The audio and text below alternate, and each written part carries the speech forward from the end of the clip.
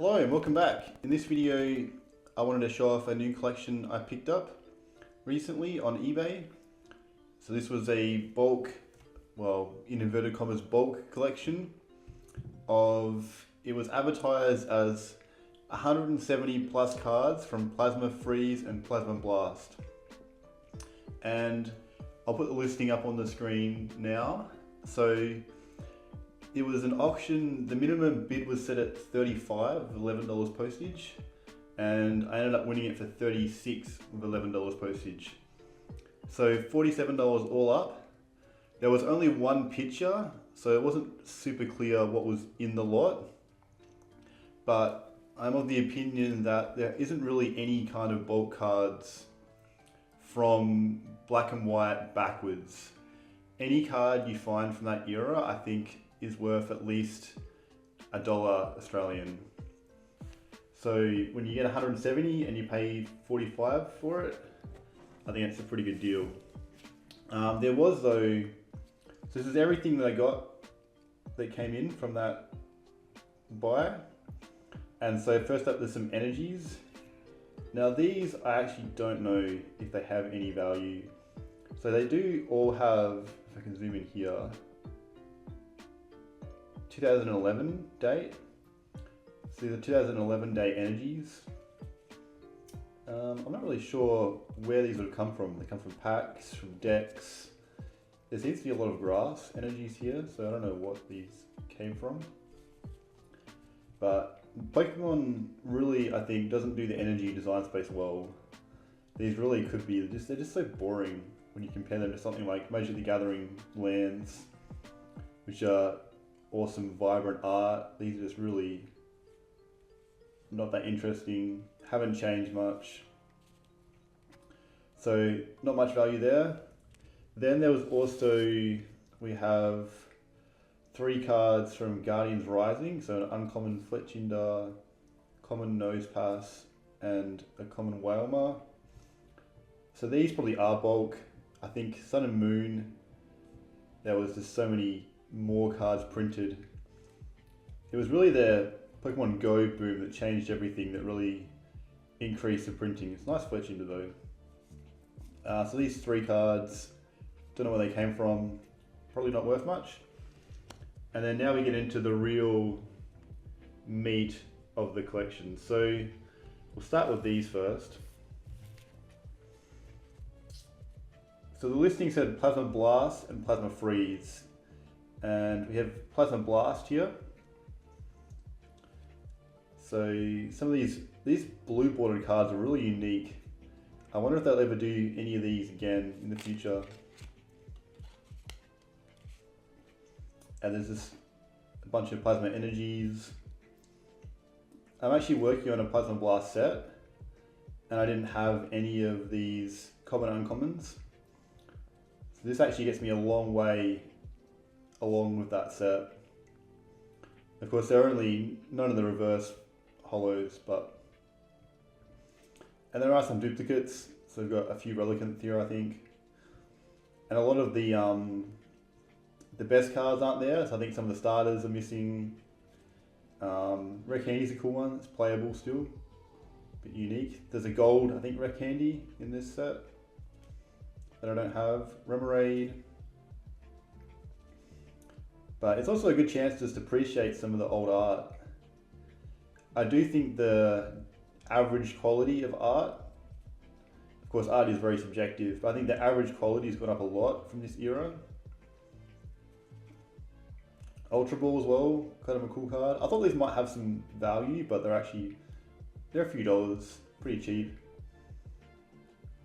Energy Retrieval, still a good card. Iris. I do need the full art Iris. Silver Mirror. Machop.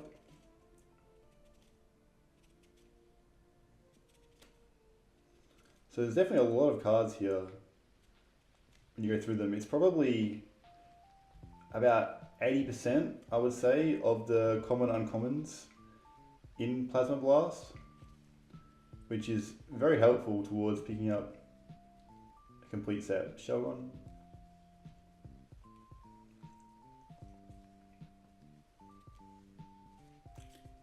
So these I'll be keeping. I'll list the duplicates and start putting together a binder for Plasmablast, which is exciting. Then next up, so it said Plasmafreeze and Plasmablast, but these actually, in this pile, are Plasmastorm. So the 3 plasma sets, Storm, Freeze and Blast, I think they went in that order. It's like reverse alphabetical order, is the way to remember it. It's Plasmafreeze. These are just such, like, it's just such in that time period. And the blue borders are really unique. Of course, this was a time when not many people were collecting. This was really the dark ages of the hobby. A lot of people had grown out of it. There was definitely some kids getting into it, but not at the same rate as the generation previously. And so the printing level on these cards is way less than the original base set, Jungle, Fossil, way less than the new sets that came after it. Even XY I think really accelerated the printing a lot into Sun and Moon, then Sword and Shield accelerated again, and now we're hitting another massive upswing in printing. So none of these cards are really individually worth that much, but if you can get $1, $2 for all of them, then it really adds up over time. Another thing that's important to mention, I think, for cards like these is the liquidity is terrible. So if you're trying to sell these cards, they will sell eventually, but you have to be prepared for them to sit for a very, very long time. People aren't usually looking for commons, uncommons. These old sets as well, people aren't actively seeking out a master set that much. So the pool of buyers for these can be quite small, but the pool of cards available is also small. Cute little pat rat.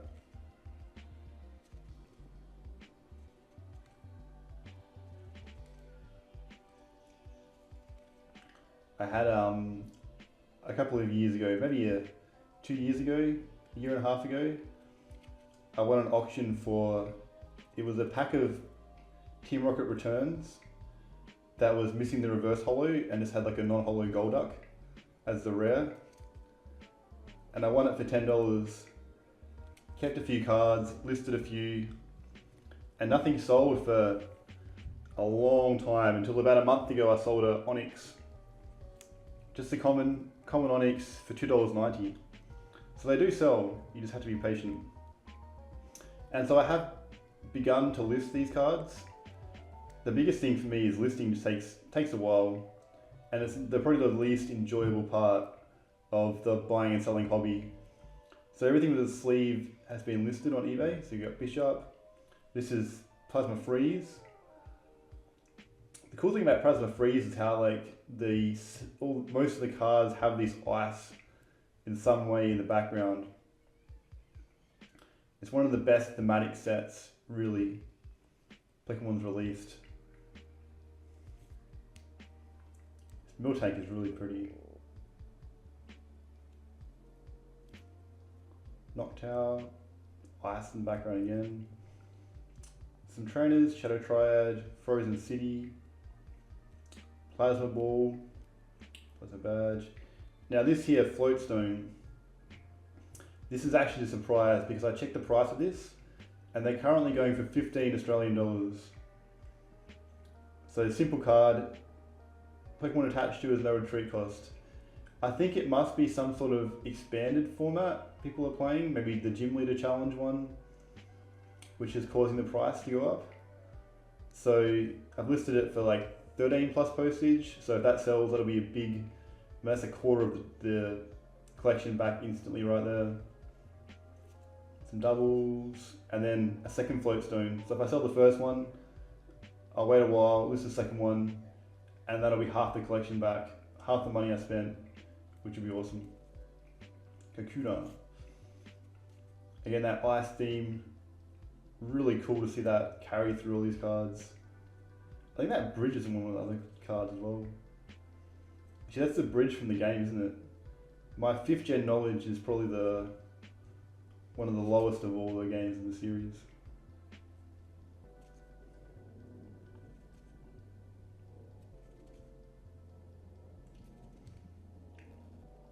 These also, the Dratini Dragonair, are worth a little bit. I think that's like $3 or $4, and then like about $10 for the Dragonair. It's a beautiful Dragonair artwork. One of my favourite Dragonairs.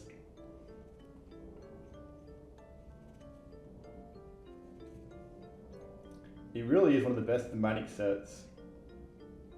Is that a print dog? Or is that more ice? It's kind of cool. I haven't seen that before. Horsey, khaki.